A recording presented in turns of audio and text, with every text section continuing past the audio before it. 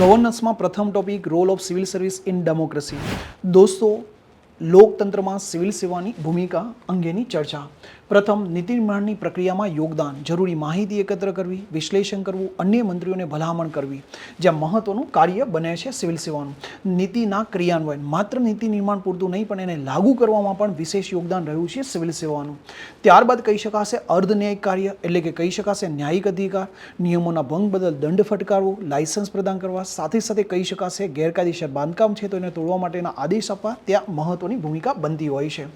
સામાજિક સદભાવનાનું કાર્ય, એટલે કે કહી શકાશે ભાષાવાદ, ક્ષેત્રવાદ, જૂથવાદ વગેરેની અંતર્ગત મહત્વનું કાર્ય કરી ત્યાં શાંતિ સ્થાપિત કરવી, એકતા બનાવી રાખવી, જ્યાં સિવિલ સેવાની ભૂમિકાનું મહત્વ બને છે. કાનૂની વ્યવસ્થા બનાવી રાખવી, પોલીસ અને પ્રશાસનનો ઉપયોગ કરીને શાંતિ સ્થાપિત કરવી, કાયદો અને વ્યવસ્થા યોગ્ય રીતે પ્રસ્થાપિત થાય ત્યાં સિવિલ સેવાની એક મહત્વની ભૂમિકા બને છે.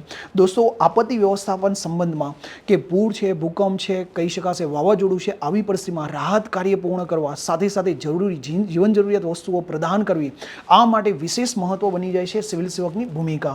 ત્યારબાદ કહી શકાશે સામાજિક આર્થિક સેવાઓ, એજ્યુકેશન હોઈ શકે, હેલ્થ હોઈ શકે, સાથે સાથે કહી શકાશે ખાદ્ય સામગ્રી હોઈ શકે, સ્વચ્છ પાણી હોઈ શકે વગેરેની આપૂર્તિ માટેનું કાર્ય એક મહત્વની ભૂમિકા સંભાળે છે સિવિલ સેવક.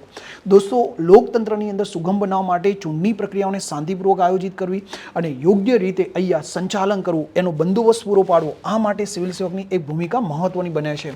ધારાકીય કાર્યની અંદર કહી શકાશે સંસદની અંદર રહેલા પ્રતિનિધિને ખરડા તૈયાર કરી આપવા, સાથે સાથે એના અંગેના ડ્રાફ્ટ તૈયાર કરી આપવા, દોસ્તો મંત્રીઓને પૂછાયેલા પ્રશ્નોના જવાબ તૈયાર કરી આપવા, એમાં સિવિલ સેવકની એક મહત્વની ધારાકીય ભૂમિકા હોય છે.